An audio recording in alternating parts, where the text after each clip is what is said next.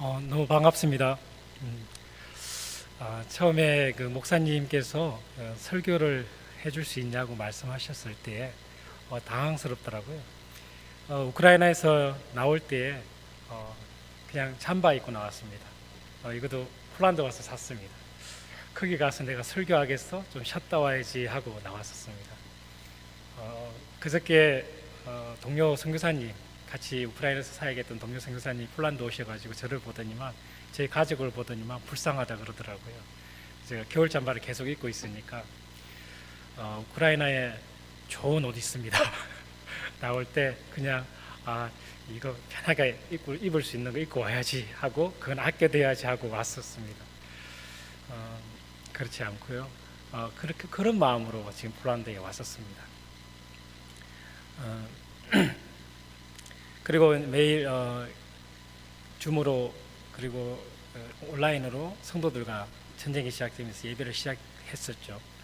그러면서 계속 어떤 말씀을 전했냐 하면은 위로와 그리고 평안의 마음을 계속 전해줬습니다. 근데 무슨 그렇게 이제 설교를 준비하고 설교를 했는데 과연 이 교회에서 어떤 설교를 해야 될까? 그게 하나님께 여쭤봤죠. 하나님이 이런 말씀을 주시더라고요. 저에게 마음속으로, 이런 상황 속에서도 나는 계속 일한다. 너는 네가 원하고 네가 기뻐하는 일을 해라. 이렇게 말씀하시더라고요. 그래서 오늘 제가 참 좋아하는 이 말씀입니다. 이 말씀이, 그 말씀을 중심으로 함께 은혜를 나누도록 하겠습니다. 함께 기도하겠습니다. 하나님 아버지, 감사합니다. 이곳에 주님의 피값으로 사신 바르샤바 한인교회를 세우시고 이곳을 통해 하나님 나라를 세우고 만들어가게 하심을 감사드립니다. 이 시간 말씀을 전합니다. 오늘 말씀이 듣는 자나 전하는 자에게 복이 되게 하시고 겸손으로 말씀을 듣고 전하게 하옵소서. 예수님의 이름으로 기도합니다. 아멘. 제가 2년 전에 사역했던 동영상이 있더라고요. 제가 이거는 바로 써먹고 지워야지 했는데 제가 부주의로 지우지 않은 동영상이 있더라고요. 그걸 준비했습니다. 한번 함께 보고 말씀을 이어가도록 하겠습니다.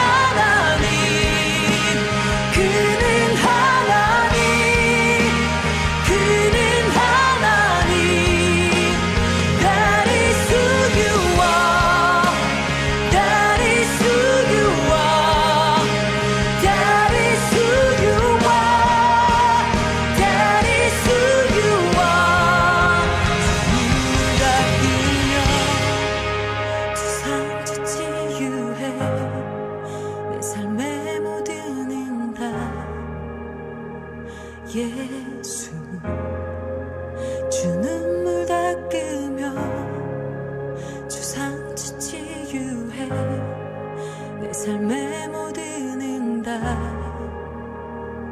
예수, even when I don't see it, you're working. Even when I don't feel You'll never stop, you'll never stop working. You'll never stop, you'll never stop. 주의 일하심 볼 수 없어도, 주의 일하심 알 수 없어도, 주는 결코 멈추지 않네. 주는 결코 멈추지 않네. 주의 일하심 볼 수 없어도, 주의 일하심 알 수 없어도, 주는 결코 멈추지 않네. 주는 결코 멈추지 않네. Waymaker, miracle worker, promise keeper, light in the darkness. My God, that is who you are.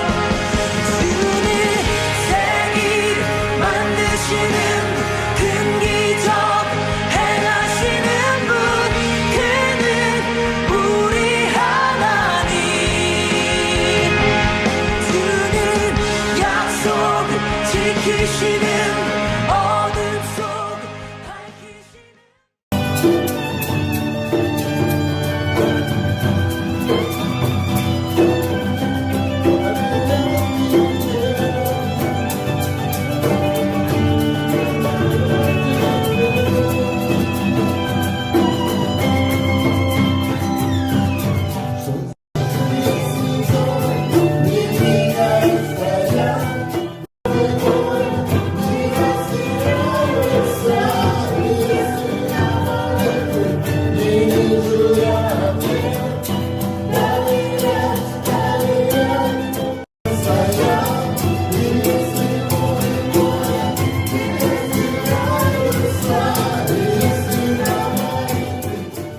네. 감회가 참 새롭습니다. 저희는 2014년 12월 14일에 우크라이나 입국했습니다. 정말 비장한 각오로 갔습니다. 정말 원대한 꿈을 갖고 갔습니다. 그 꿈이라는 게 뭐냐면 내가 2년 만에 교회를 개척하고 4년 후에는 그 교회를 이양하고 7년이 지나면 나는 세계의 교회를 개척하고 그것을 이양하리라 라는 원대한 꿈을 갖고 그곳에 갔습니다. 그때 내 자신을 돌아보면 참 웃음이 나오죠. 아마 여기 성교의 경험이 있으신 분들은 아마 실수를 하실 겁니다. 네, 맞습니다. 가자마자 정말 부단히 그 땅을 적응하기 위해서 노력했던 것 같습니다. 성교는 둘째치고 아이들 문제로 그리고 언어 문제로 날마다 한숨 짓고 또 가슴을 졸였던 것 같습니다. 여러분은 부부싸움을 하지 않지만 저희들은 부부싸움을 가끔 합니다. 부부싸움을 하면 에이 그러면서 밖으로 나갑니다. 근데 나가도 갈 데가 없습니다. 겨울 아시죠? 아마 폴란드도 엄청 추울 겁니다. 우크라이나 정말 춥습니다. 잠시만 밖에 나가 있어도 얼어 죽습니다. 안 죽으려면 들어가야 됩니다. 그러면 아내가 그러죠. 벌써 들어왔냐고. 그러면서 멀쩡하게 서로 웃습니다. 특히 언어 문제로 가장 힘들었던 것 같아요. 재미난 에피소드가 많은 것 같아요. 그 나라에 가면 가장 먼저 배우는 언어가 뭔지 아십니까? 제가 폴란드에서 가장 먼저 배운 말이 징쿠예였습니다. 징쿠예 감사합니다죠. 그 나라에 가면 가장 먼저 배우는 게 감사합니다입니다. 근데 감사합니다 말이 입에 붙어 있으니까 뭔가 급한 일이 탁 생기면 돌발적인 상황이 탁 생기면 그 말이 먼저 튀어나옵니다. 광장에서 누군가 발을 팍 밟았는데 감사합니다 그러더라고요. 근데 이제 가자마자 몇 달은 현지 교회에 다녔죠. 근데 목사님이 마지막에 한국말을 하는 거예요. 그러지 마유 그러는 거예요. 너무 신기해가지고 아내한테 물었습니다. 여보, 저 지금 목사님 한국말 하시는 거지? 그러니까 아니래요. 근데 지금 그러지 마유 하잖아. 그러니까 자기도 그렇게 들린대요. 근데 그게 알고 봤더니만 야뿌리니 마유, 성도들이 나는 이렇게 교회가 이렇게 운영되기를 원합니다. 그러면 목사님 그것에 대해서 나는 그것에 대해서 받아들입니다. 인정합니다. 뿌리니 마유 그런 것이 제게는 그러지 마유 들리더라고요. 저는 지금도 그렇게 들리는 것 같습니다.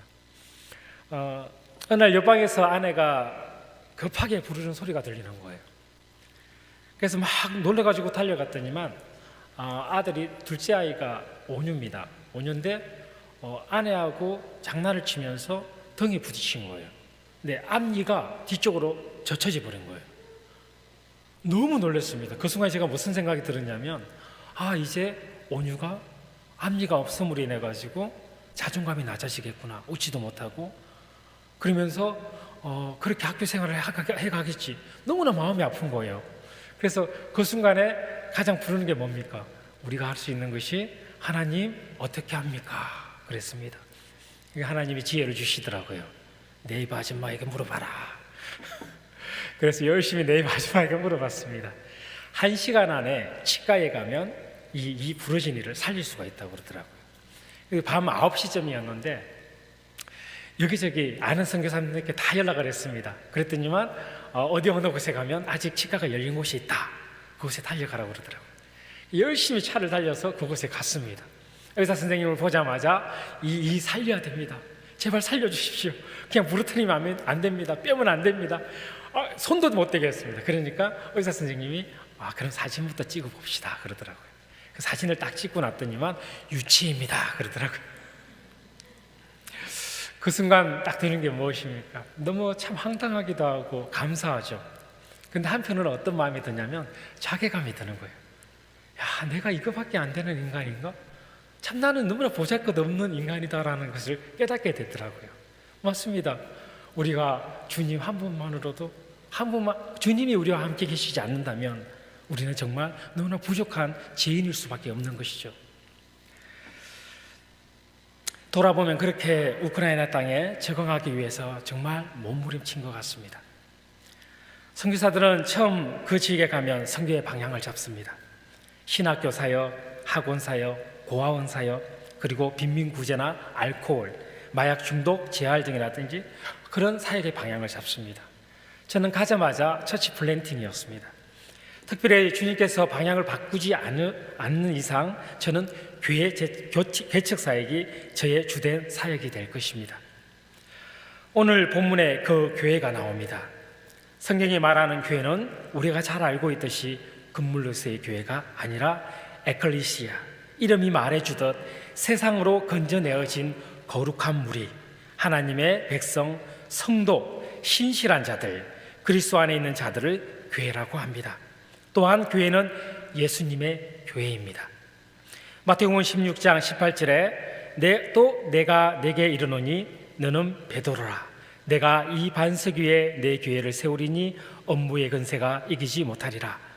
이 말씀은 새 번역 성경으로 다시 보겠습니다. 나도 너에게 말한다. 너는 베드로다. 나는 이 반석에다 내 교회를 세우겠다.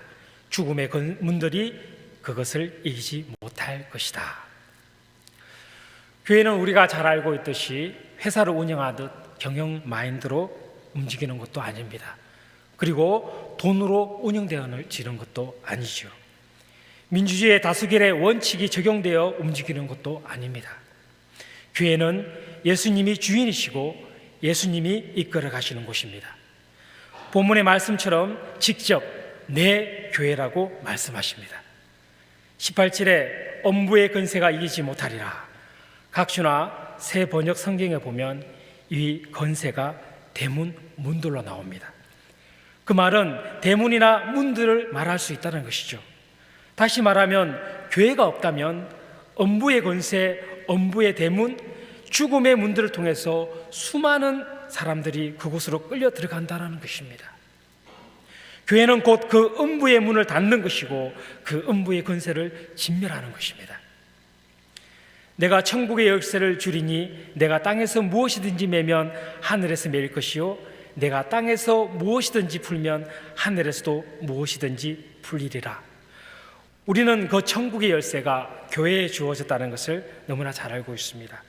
교회가 없다면 그곳에 그들 속에 천국을 풀어놓을 수 있는 열쇠가 없다라는 것입니다. 여러분, 교회가 무엇입니까? 매인 것이 매이고 풀릴 것은 풀리게 하는 것이 바로 교회입니다. 그럼 세상은 무엇입니까?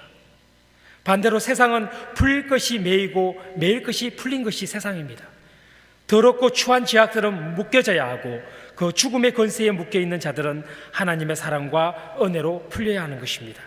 궁극적으로 주님은 주님이 머리로 하는 교회가 세워져야 하며 주님은 그런 정체성을 가진 교회가 세워지기를 바라십니다. 그리고 우크라이나에도 폴란드에도 반드시 그 예수님의 교회가 이미 세워졌고 세워지고 세워질 것을 믿음으로 선포합니다. 처음에 저는 무엇을 선교로 접촉점을 삼을까 많이 고민했습니다. 제가 젊었을 때부터 치밀했던 했던 것이 태권도였습니다. 어디 가서 제가 태권도 4단입니다 그러니까 저는 6단입니다 그러더라고요. 그래 어디 가서 단 얘기 안 합니다. 오늘만 특별히 얘기했습니다. 전 세계에 한류의 바람이 휩쓸죠. 우크라이나도 마찬가지입니다. 한글과 태권도 강좌를 열면 빠른 시간에 정원이 다 마감되어 버립니다. 저는 아이들을 대상으로 태권도를 시작했습니다. 나름 전략을 세웠습니다. 나이가 13살에서 16살 여기를 집중했습니다. 5년만 아이들을 태권도를 가르치고 성경 공부를 가르치고 말씀을 가르치면 이들이 훌륭한 일꾼이 되겠구나라는 생각에 그 아이들을 대상으로 했습니다. 왜냐하면 많은 아이들이 몰리기 때문에 선별을 해야 되거든요. 그래서 그렇게 선별을 해서 정말 열심히 가르쳤습니다. 근데 놀랍게 1년 지나고 2년이 지났는데 아이들이 다 떠난다라는 거예요. 그래서 네가 몇 살인데 떠나? 그러니까 대학교 가야 된대요. 16살인데 너 초등학교 몇 학년에 들어갔는데 너 몇 학년인데 그러니까 고등학교 3학년이래요. 그게 11학년이 제죠. 근데 학교에 들어가는 나이가 별반 차이가 없습니다. 그냥 6살에 4살에도 들어가고 5살 때도 들어가는 거예요. 그러니까 한 16살, 17살 되니까 다 부모님 손잡고 딴 데로 다 가버리는 거예요. 대학으로 다 떠나버리는 거예요. 그래서 학명을 정말 집중해서 가르쳤거든요. 얘 아이는 13살이었습니다. 근데 2년을 가르친 게 15살이 됐는데 자기도 떠난대요. 네가 몇 학년인데 그러니까 고등학교를 졸업한대요. 근데 초등학교 몇 살이 갔는데 4살이 갔대요. 4살. 그러니까 한 16살 되니까 다 떠나는 거예요. 정말 한 명도 빠짐없이 다 떠났습니다. 정말 공들였던 애들이었습니다. 매일 기도를 시작해서 기도를 끝마치고 아이들 주중에 한 번씩 꼭 모여서 성경 공부 가르치고 기도도 가르치고 그렇게 했던 아이들이었습니다. 복음도 다 전했죠. 그러니까 애들이 마지막에 그러지 마요 하더라고요. 버리지 마요. 나는 그것을 받아들입니다. 그렇게 예수님을 받아들였습니다. 그런데 다 떠나버리더라고요. 너무 당황했습니다. 정말 열심히 가르쳤고 공을 들였거든요. 근데 방법이 없잖아요. 그래서 문을 다 열어버렸습니다. 누구든지 태권도 배우고 싶은 아이들은 다 와라 그랬습니다. 근데 예전에 공간도 부족했지만 인원이 다 찼기 때문에 못 들어왔던 초등학교 1학년에서 6학년 아이들이 오더라고요. 딱 뜨는 만큼 그만큼의 아이들이 딱 들어오더라고요. 그래서 여러분 아시죠? 지금은 잘 모르겠지만 김정일 시대 때 김정일이 왜 한국으로 전쟁을 못 일으켰는지 아십니까? 남침을 못했는지 아십니까? 모르시네요. 중학교 2학년 때문에 못 들어왔잖아요. 중학교 2학년보다 더 무서운 애들이 있습니다. 7살이죠. 뭐뭐 하고 싶은 애들. 7살. 딱 그 나이 때 애들입니다.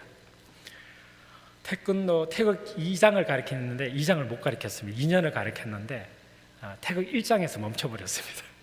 어느 순간에 도대체 얘들은 태권도를 가르칠 수 있는 애들이 아니구나 라는 걸 깨달았습니다. 그냥 놀아줬습니다. 오면 몸싸움하고 정말 즐겁게 놀아줬습니다. 그러니까 애들이 부모님이 그러는 거예요. 너 학교 갈래? 태권도 갈래? 그러면 다 태권도 온다라는 거예요. 부모님들이 다 계속 주시하고 있습니다. 놀라운 일이 있습니다. 큰 아이들을 가르칠 때는 본인들이 알아와서 옷 갈아입고 다 태권도 하고 또 옷 갈아입고 그냥 가버립니다. 근데 여기도 마찬가지죠. 어린아이들은 반드시 부모님 손을 이끌고 와야 됩니다. 옷을 다 갈아입히고 또 환복을 시켜서 집으로 데려갑니다. 그러니까 자연스럽게 부모들과 친해지는 거예요. 한 1년 동안은 거의 대화도 안 했습니다. 대화할 기회도 안 주고 그냥 인사만 했는데 2년부터 달라지기 시작하더라고요. 꾸준히 하니까 달라지더라고요. 선물도 갖다 주고 알아서 자기들이 도장도 순번을 매겨서 도장 청소도 하고 그러는 거예요. 그래서 왜 이러지? 되게 호의적으로 다가오는 거예요. 한 2년이 지나니까 이제 보이기 시작하는 거예요. 그분들의 집 생활 수준이라든지 어떤 문제가 있는지 보이기 시작하더라고요. 거기서 저희 교회의 첫 번째 성도 보바의 가정이 나왔습니다. 그들을 통해서 저희가 아까 보신 깐추비스케의 교회를 현지 예배를 시작하게 되었습니다. 그리고 두 번째 교회가 루베지바카 교회가 있습니다. 가정교회인데 아까 보셨듯이 두 번째 침례를 받으신 루바라는 할머니, 연세되신 분입니다. 이분이 폐가 하나가 없습니다. 남편이 젊은 시절에 칼로 찔러가지고 술 먹고 폐가 하나가 없습니다. 이분이 가장 무서워하고 두려워하는 것이 물에 들어가는 겁니다. 침례를 받겠느냐 그랬더니만 처음에 본인이 원했는데도 불구하고 계속 주저주저 하더라고요. 그래서 마지막으로 이제 맞대배비만 침례를 줘야겠다라고 해서 다시 물어봤더니만 자기가 침례를 받겠대요. 그게 딱 들어갔습니다. 제가 3초 동안 넣겠습니다. 잘 참으십시오. 참을 수 있다고 그러더라고요. 딱 넣었는데 갑자기 훅 제가 꺼낸 게 아닙니다. 살려고 나왔는데 딱 끝나자마자 그 다음 주에 예배를 딱 드리는데 그러더라고요. 저희들이 루베지바카를 늘 신방을 가면서 이 마을에 교회가 생겼으면 좋겠다라고 계속 아내와 둘만은 계속 기도하고 그렇게 갔던 곳이었거든요. 근데 둘째 침례가 끝나고 그 다음 주에 오더니만 그러더라고요. 우리 마을에서 예배를 드려줬으면 좋겠다 그러더라고요. 내가 내 집을 오픈할 테니까, 가정교회를 오픈할 테니까 와서 예배 드릴 수 있겠냐. 주의 할렐루야죠. 너무 감사하죠. 그래서 갔더니만 마을의 친구분들을 다 모아 놓으신 거예요. 거기서부터 우리가 또 예배가 시작되었습니다. 이렇게 저희는 루베지바카와 깐추빈스크의 두 개의 교회를 세워서 개척해서 예배를 드리고 있습니다. 이것이 하나님의 기적입니다. 딴 것이 기적이 아니라 이것이 기적입니다. 여러분, 성경 어디에도 교회를 세우라는 말씀이 없다는 거 아십니까? 그런데 본문에 보면 내 교회를 세우리니 라고 말씀하고 있는 것을 봅니다. 언어로 보면 내가 교회를 세우겠다입니다. 주님께서 우리더러 교회를 세우라고 하는 것이 아니라 직접 내가 교회를 세우겠다라고 말씀하십니다. 여러분, 지금 이 자리에 바르샤바 한인교회가 있는 것은 인간의 노력으로 될 수 있는 것이 아닙니다. 무엇이 기적입니까? 하나님이 하시는 일이 기적이죠. 그러면 여러분은 지금 그 기적을 지금 보고 있고 그 속에 있는 것입니다. 예수님께서 직접 말씀하신 그리고 그 약속하신 그 교회 속에 여러분은 있는 것입니다. 할렐루야입니다. 아멘. 이게 복이고 은혜입니다. 그럼 그런 교회가, 주님이 세우시겠다는 교회가 그냥 뚝딱하면 저절로 나올까요? 로마서 10장 9절에서 15절 말씀입니다. 내가 만일 내 입으로 예수를 시인하며 또 하나님께서 그를 죽은 자 가운데서 살리신 것을 내 마음이 믿으면 구원을 받으리라. 사람이 마음으로 믿어 의에 이르고 입으로 시인하여 구원에 이르느니라. 성경에 이르되 누구든지 그를 믿는 자는 부끄러움을 당하지 아니하리니 하니 유대인이나 헬라인이나 차별이 없음이라. 한 분이신 주께서 모든 사람의 주가 되사 그를 부르는 모든 사람에게 부요하시도다. 누구든지 주의 이름을 부르는 자는 구원을 받으리라. 그런즉 그들이 믿지 아니하는 이를 어찌 부르리요? 듣지 못하는 이를 어찌 믿으리요? 전파하는 자가 없이 어찌 들으리요? 보내심을 받지 아니하면 어찌 전파하리요? 기록된 바 아름답도다 좋은 소식을 전하는 자들의 발이여 함과 같으니라. 아멘. 이 말씀은 제가 사역을 가기 전에 주님께서 주신 말씀입니다. 이 말씀에 따르면 누군가가 주님의 이름을 부르기 위해서는 반드시 그 누군가가 가야 한다는 사실입니다. 복음은 우리에게 주어진 하나님의 은혜이고 거저 주신 선물이지만 그 복음에는, 그리고 그 복음을 전하기 위해서 누군가의 희생이 있었고 피 흘림이 있었고 고통이 있었고 밤낮 흘린 눈물의 기도가 있었다라는 것입니다. 그 첫 번째가 예수님이었습니다. 그리고 우리의 믿음의 선배들이었고 선진들이었습니다. 지금은 우리들이라고 믿습니다. 처음 우리나라에 어떻게 복음이 전해졌는지 여러분 아십니까? 1886년에 제너럴 스미노를 타고 영국의 젊은 26살 먹은 토마스 선교사가 중국으로 갔습니다. 그의 첫 번째 선교지가 중국이었는데 그곳에서 아내와 그리고 임신한 뱃속에 있는 아이를 풍토병으로 잃습니다. 그리고 마지막으로 선택한 선택지가 중국이었습니다. 조선이었습니다. 그래서 그는 조선을 향해서 배를 타고 조선으로 들어옵니다. 그리고 그 품에는 성경을 가득 안고 오지요. 그런데 땅에 도착하자마자 조선의 공격으로 배가 불타고 대동강 강변으로 끌려 나옵니다. 그리고 그곳에서 있던 지휘관 박충근이라는 그 지휘관에 의해서 그 자리에서 순교를 당합니다. 그때 순교하면서 박충근에게 성경을 전합니다. 이 성경을 박충근이가 가져다가 자기 집에 도배지로 다 붙여버립니다. 그 박충근이 그 도배지를 보고 읽다가 은혜를 받아서 그가 신자가 되고 그곳이 바로 교회가 됩니다. 우리나라의 첫 번째 복음은 그 젊은이의 희생이 있었고 그들의 피 흘림이 있었기에 지금의 우리들이 있는 것입니다. 우크라이나도 마찬가지입니다. 지난 여름에 친하게 지냈던 현지 목사님이 저를 초청해서 시골 교회에 가서 방문한 적이 있었습니다. 교회가 반듯하게 이쁘게 지어졌더라고요. 제가 그 교회를 딱 처음 보자마자 이 교회는 1992년에 지어졌다는 것을 알았습니다. 제가 어떻게 알았을까요? 제가 이 문화과학궁전 있죠. 제가 그 건물을 보자마자 제가 이 건물은 1955년에 지어진 건물이라고 제가 알았습니다. 어떻게 알았을까요? 보자마자 알았습니다. 큼지막하게 간판을 붙여놓죠. 1955. 우크라이나 교회도 마찬가지입니다. 간판이 들으셔야 할 자리에 그 숫자가 적혀 있습니다. 1992년도 이렇게 적혀 있더라고요. 그래서 그곳에 가서 딱 기도를 딱 들어가자마자 기도를 딱 드리는데 눈물이 확 쏟아지는 거예요. 제가 눈물이 쏟아지면 그냥 울컥울컥 쏟아져요. 그냥 찔끔찔끔 나오는 게 아니라 여기 너무 마음에 감동이 오는 거예요. 제가 그렇게 영적으로 이렇게 그런 사람은 아니지만 이런 일이 가끔 있습니다. 예전에 군대 갔을 때에 천휴가를 나왔었습니다. 서울에서 군 생활을 했는데 목동에 있는 한 교회를 방문한 적이 있었습니다. 말 그대로 방문입니다. 제가 그때 예수님을 몰랐던 시절이었기 때문에 갔는데 예배가 딱 시작했는데 그 당시에 그 교회는 아주 큰 교회였습니다. 강대상과 저 끝에 자리가 너무 긴 교회 있죠. 뒤에서 보면 목사님 얼굴이 작게 보이는 그런 교회였습니다. 그래서 맨 끝에 앉아서 예배를 딱 드리는데 딱 앉자마자 눈물이 쏟아지는 거예요. 제가 예수님을 몰랐던 시절이거든요.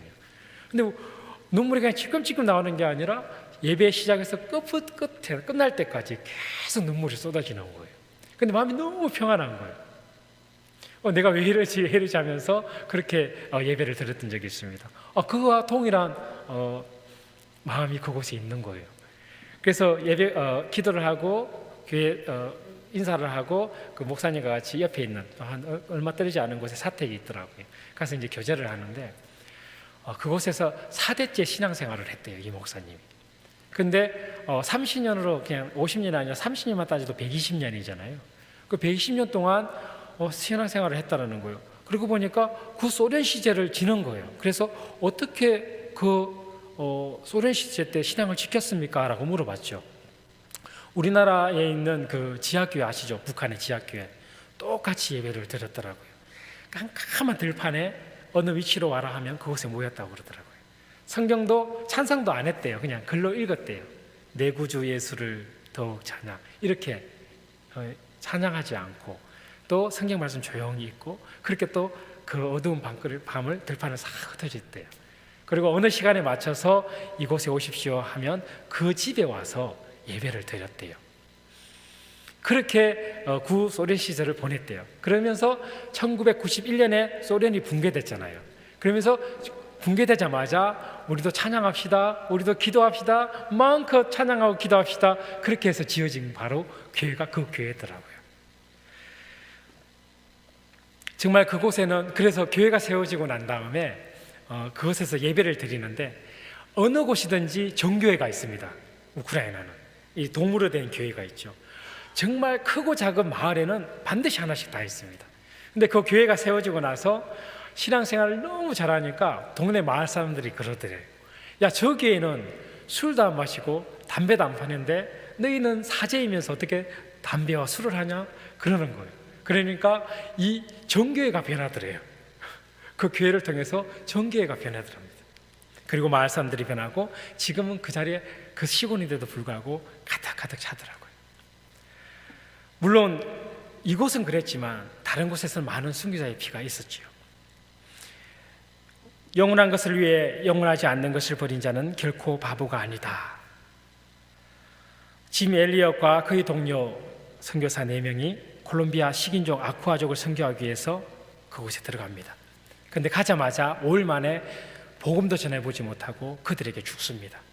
그러자 미국의 여론이 들끓기 시작하죠. 어떻게 저런 젊은이들이 그런 복음도 전하지 못하고 그렇게 값없이 무의미하게 그런 생업을 마감할 수 있느냐라며 여론이 들끓기 시작합니다. 선교에 대해서 반대 입장들이 일어나기 시작했죠. 그러자 짐 엘리엇의 아내 엘리자베스가 기자에게 얘기한 말입니다. 영원한 것을 위해 영원하지 않는 것을 버리는 자는 결코 바보가 아니다. 어떤 선교사님이 그러시더라고요. 지금 그 나라에 있는 선교사의 수는 그 전에 그 땅에 흘려진 순교자의 수다. 지금의 우리의 수고와 노력이 어떻게 그들과 비교할 수 있겠습니까?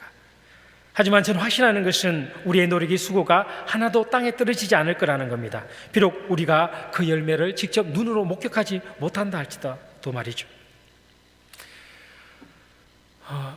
전쟁이 끝나기 일주일 전에 옷가지를 준비해서 나왔습니다.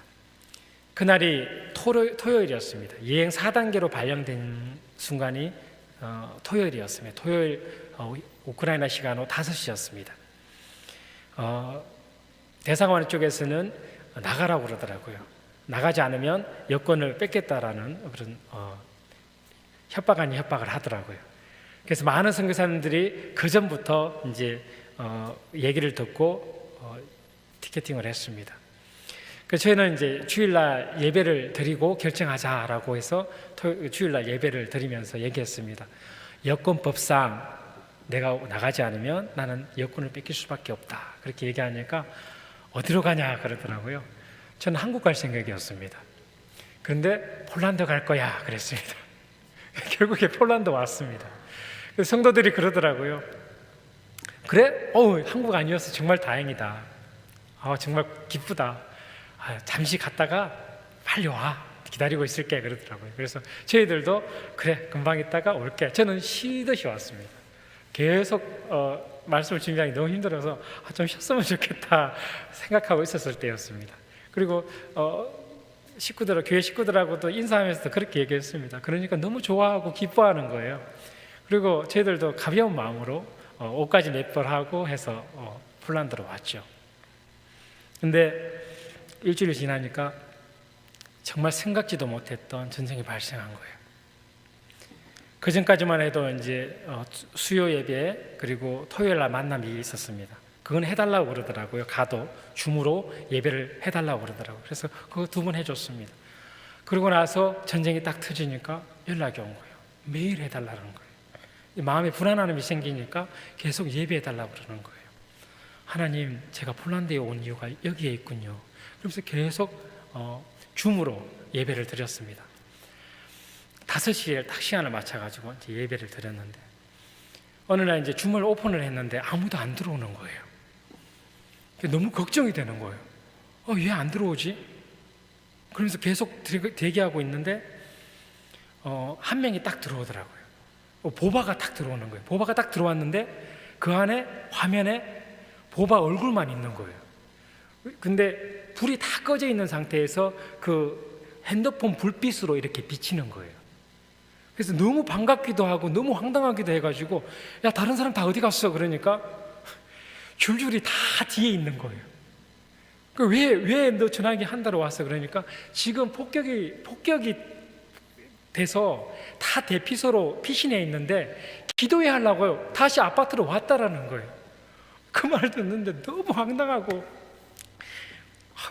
도대체 이게 무슨 일인가 싶은 거예요. 그래서 보니까 사람들이 뒤쪽에 다 서 있는 거예요.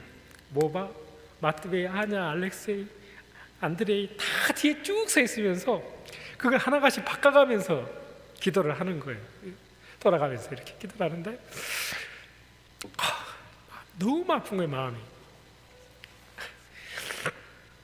그렇게 이제 기도해주고 하니까 우리가 우니까 그러더라고요. 자기들도 막 울면서 그래서 위로해주고 했는데 아내하고 저희가 너무 우니까 오히려 그 속에서 저희를 위로해주는 거예요. 다시 만나서 드럼도 치고 우리 함께 찬양하자 그러더라고요. 하평이가 이제 드럼을 좀 바꿔가지고 치고 있었는데 하평 네 와서 우리 같이 바이올린도 치고 발론도 하고 드럼도 치자 그렇게 막 하면서 농담을 건네더라고요. 그래서 그렇게 하자. 우리는 너희들 계속 기다리고 있다. 그 말 해주더라고요. 오히려 그들이 저에게 용기를 주더라고요. 너무 안타까워서 그 다음날 내가 너희들에게 뭐 어떻게 도와주면 될까? 그러니까 물건을 보낼 수도 없더라고요. 그 상황에서. 그러니까 돈 보내줄까? 그러니까 돈도 지금 필요 없대요. 지금 ATM기에서 서 있으면서 총을 맞을 수도 있고 너무 위험하고 돈을 찾는다 해도 쓸 데가 없다는 휴지 쪼개기에 불과하니까 돈 보내도 소용없다고 그러더라고요. 계속 기도만 해줬습니다. 그렇게 하다가 며칠 전부터 일주일 전부터 돈도 보내줄 수 있고 물품도 보내줄 수 있다는 거예요. 그래서 돈을 이제 각 계좌로 물어서 조금씩 다 나눠줬습니다. 우리 우크라이나에 제가 계좌가 있어가지고 거기에 있던 돈을 나눠주니까 너무 좋아하는 거예요. 한 가정은 지금 리비우로 떠나와 있는데 직업이 없는 거예요. 당황스럽죠. 그러니까 조금이라도 계속 재정을 다 보내줬습니다. 그래서 몇 번씩 계속 보내주고 있는데 너무 고마워하고 좋아하는 거예요. 저는 마음이 더 아프죠. 그것밖에 해줄 수 없으니까. 근데 감사하게 이틀 전이죠. 제가 그 국경에 있는 우리 한인 목사님을 통해서 물건을 보냈습니다. 그쪽에. 그러니까 한 트럭이 간 거예요. 깐치미스키에 한 트럭이 간 거예요. 이제 나르는 사람도 진짜 생명 걸고 나르는 거죠. 근데 보바가 너무 위험하니까 그 물건을 받아놓고 나눠주지를 못하는 거예요. 거리가 너무 위험하니까. 그래서 어제는 그저께 그걸 나눠줬다라는 거예요. 그 사진을 막 찍어왔는데 너무 자랑스러워하는 거예요. 근데 그게 감사하게 보바가 우리 교회에서 파스토로 정성이 해서 나눠주는 거야 이렇게 얘기하면서 나눠준 거예요. 교회 이름으로.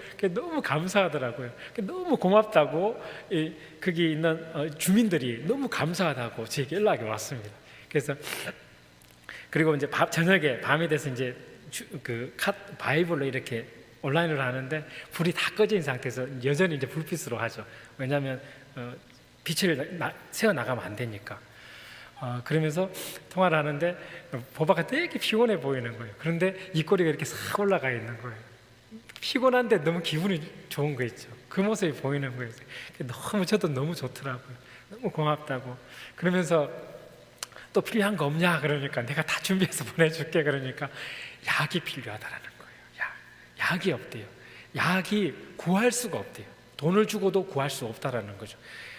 빗달리기 있는데 이 수술을 했습니다. 진통제를 찾아야 되는데 나가도 찾을 수가 없는 거예요. 그래서 제가 어제 또 그 얘기를 듣자마자 리스트 나한테 보내 그랬더니만 다 리스트를 자기가 정리해서 보내면 되는데 그 요구하는 그 바이블로 다 보낸 거예요. 그걸 다 일일이 제가 리스트를 하는데 그 내용이 다 뭐냐면 이것만 구해주면 제가 대가를 지불하겠습니다. 네, 그걸 사겠습니다.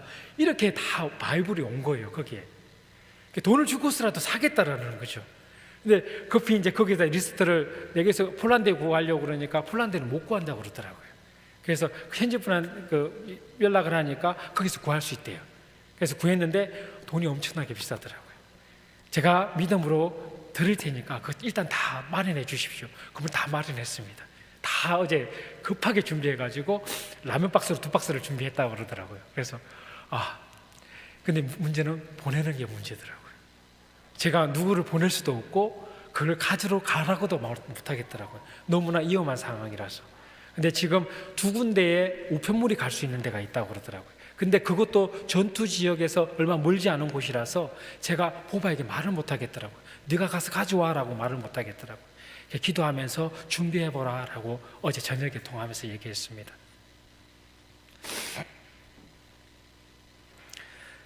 우크라이나의 깐추베스케와 루베즈카의 두 개의 교회가 세워졌습니다. 근데 지금 모두 흩어졌습니다. 루바가 있는 그 루베즈브카는 러시아 탱크들이 지금 줄비하게 서 있어서 지금 열흘째 루바하고 연락이 안 됩니다. 한 명이 탈출해서 저한테 얘기를 해주더라고요. 그곳에 물하고 전기하고 난방하고 다 끊겼습니다. 겨우 저는 적십자사가 가가지고 타협을 했대요. 주민들을 꺼내오겠습니다. 가는 대신 안전하게 주민들만 데려가겠습니다. 그래서 나왔대요, 자기는. 근데 거기에 연세 되신 분들은 다 남겠다고 했대요. 그래서 루바하고 그 식구들이 아까 사진에 나왔던 다 식구들은 다 그곳에 남아있는 겁니다. 그리고 많은 사람들이 다 피해서 서쪽으로 다 피해 있습니다. 근데 어제 다 전화했습니다. 예배 어디서 드리냐 그랬더니만 다 집에서 예배를 드리겠대요. 예수님의 교회는 그렇게 흩어지면 전하고 모이면 예배하는 곳입니다. 모든 선교사들이 다 그렇겠지만 많은 희생과 수고를 아끼지 않고 단 15분, 단 1분이라도 복음을 전할 수 있다면 아마 기꺼이 다 전할 것입니다. 그것은 왜냐하면 그 복음이 그만큼 가치 있는 일이고 너무나 귀한 것이기 때문인지 너무나 잘 알기 때문입니다. 물론 그 과정은 너무나 힘들고 쉽지 않습니다. 정말 어렵습니다. 지금 제가 폴란드에서 여기서 왔는데, 폴란드에 와 있는데 제가 해줄 수 있는 게 아무것도 없더라고요. 난민들은 계속 중앙역에 가보면 난민들은 넘쳐나는데 그들에게 내가 물질로 도와줄 수 있는 것도 아니고 내 집을 내어줄 수 있는 것도 아니고 할 수 있는 것이 없더라고요.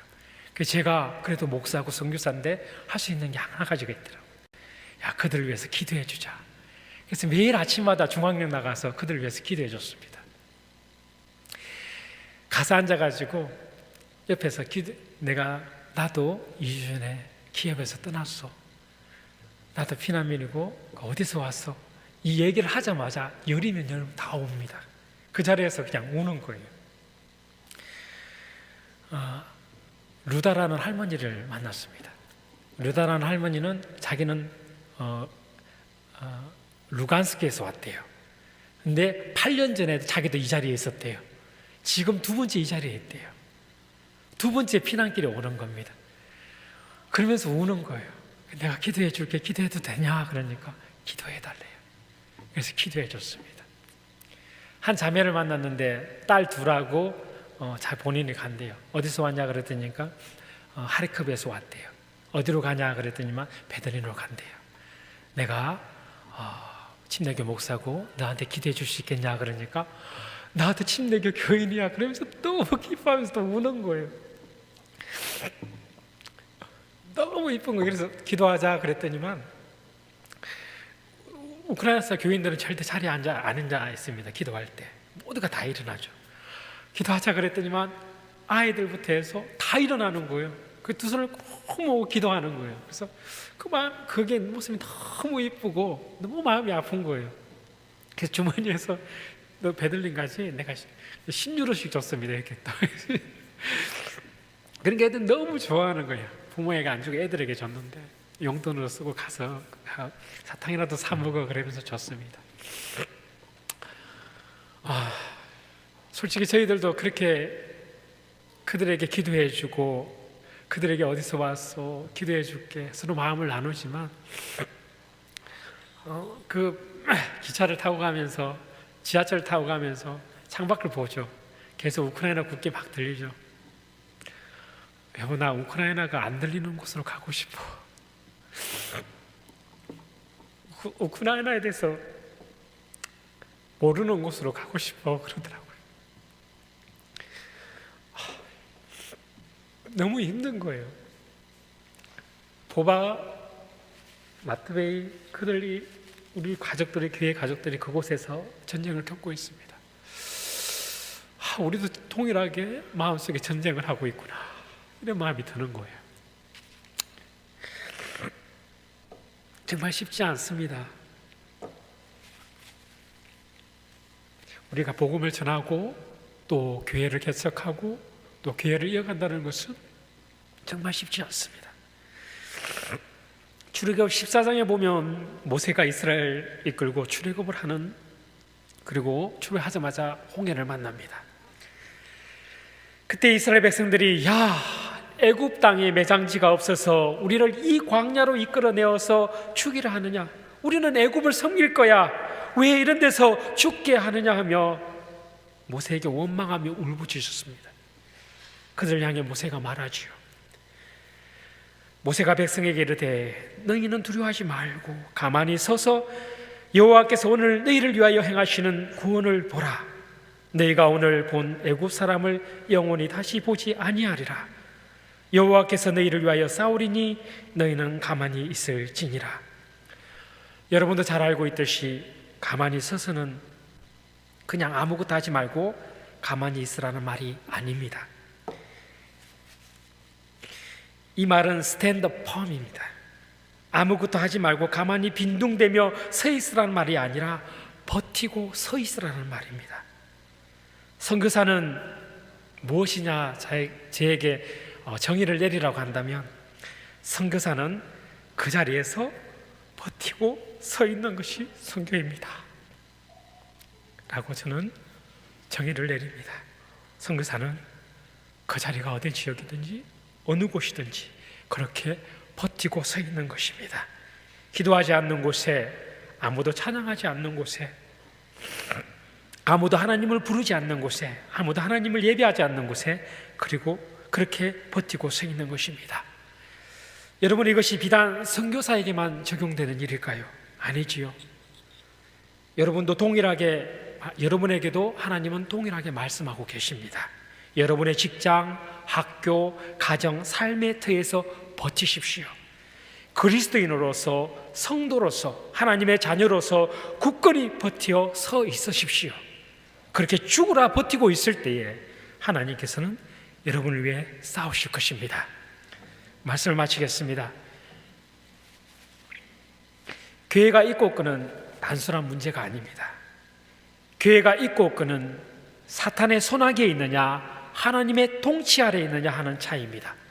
그러므로 우리가 하나님의 명령에 순종하여 온 땅의 민족들을 제자 삼아 교회가 없는 그 땅 가운데, 그 민족 가운데 교회가 세워져야 하는 이유가 거기에 있는 것입니다.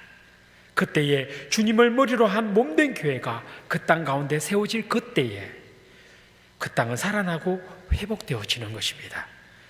그 땅, 그 우크라이나 땅이 이 전쟁의 아픔과 고통에서 벗어나고, 그리고 그 가운데 교회가 세워지고 그 나라와 그 민족이 주님께 예배하며 찬양하기를, 그리고 우리가 그 일을 위해 귀하게 쓰임받기를 예수님의 이름으로 축원합니다. 기도하겠습니다. 하나님 감사합니다. 주님께서 마지막으로 우리에게 명령하신 그 말씀을 따라 모든 민족으로 제자를 삼고 아버지와 아들과 성령의 이름으로 세례를 베풀고 그들에게 주님이 말씀하신 모든 것을 가르치고 지키게 할 것을 함께 꿈꾸며 소망합니다. 우리가 이 일에, 이 말씀에 순종하며 나아가게 하여 주시옵시고, 오늘의 말씀처럼 우크라이나 가운데도 주님의 머리로 하는 교회가 세워지게 하시고, 그 교회를 통해 그 나라와 그 민족을 묶고 있는 어둠의 권세가, 엄부의 권세들이 파헤지게 하여 주시옵소서. 이 전쟁을 주여 속히 끝나게 하여 주시옵소서. 하나님, 이미 이 자리에 바르샤바 하나님교회를 세우셨습니다. 그리고 이 자리에 하나님의 자녀들을 부르셨습니다. 그 예수 전하라고, 그 복음 전하라고. 다시금 우리네 가슴이 주님의 그 뜨거운 심장으로 뛰게 하여 주시옵소서. 그 주님의 열심히 우리에게도 있게 하여 주시옵소서. 예수님의 이름으로 기도합니다. 아멘.